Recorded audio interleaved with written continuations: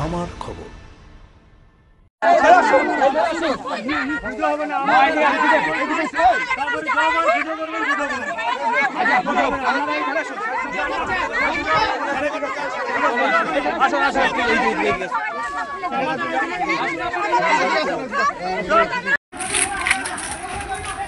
এই মুহূর্তে পকলেন আটকিন দিয়েছে, ডাম্পার সব আটকিন দিয়েছে, চোখ খনন করতে দেওয়া হবে না বলছে।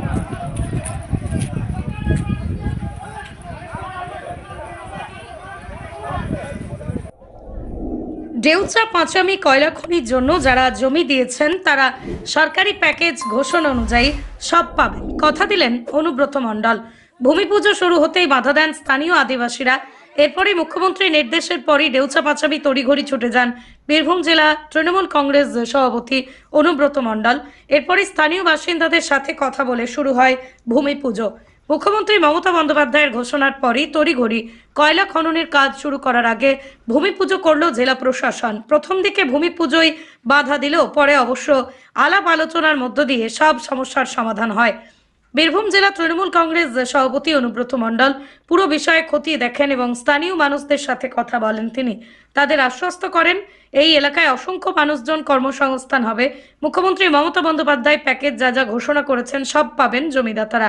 দীর্ঘক্ষণ মোহাম্মদ বাজারে থাকেন অনুব্রত মণ্ডল। কয়লা খনির বিষয় নিয়ে আধিকারিকদের সঙ্গে কথা বলেন তিনি, যাতে কয়লা খনি নিয়ে কোনো সমস্যার সম্মুখীন না হয় তার জন্যই বিভিন্ন প্রস্তাব দিয়েছেন অনুব্রত মণ্ডল।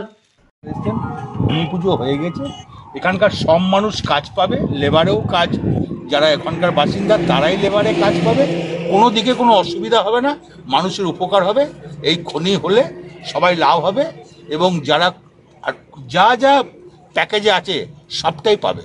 এর দায়িত্ব নিয়ে আমি অনুব্রত মণ্ডল করছি এবং মমতা ব্যানার্জি পরিষ্কার বলে দিয়েছে সব পাবে। বাসন্তী দেবী গাঙ্গুলি ফাউন্ডেশনের বৃদ্ধাবাস সেবা করাটাই মূল উদ্দেশ্য আমাদের, তাই অশীতিপর বৃদ্ধাদের পরম যত্নে আগলে রাখছি আমরা। ঠিকানা Kalikapur colony, ward number 22, Bolpur. সাক্ষাৎ ও পরিদর্শনের সময় সকাল 10টা থেকে দুপুর 1টা পর্যন্ত। বিস্তারিত জানতে 7063472820 এই নম্বরে যোগাযোগ করুন। দেখতে চোখ রাখুন আমাদের ফেসবুক ও ইউটিউব চ্যানেলে।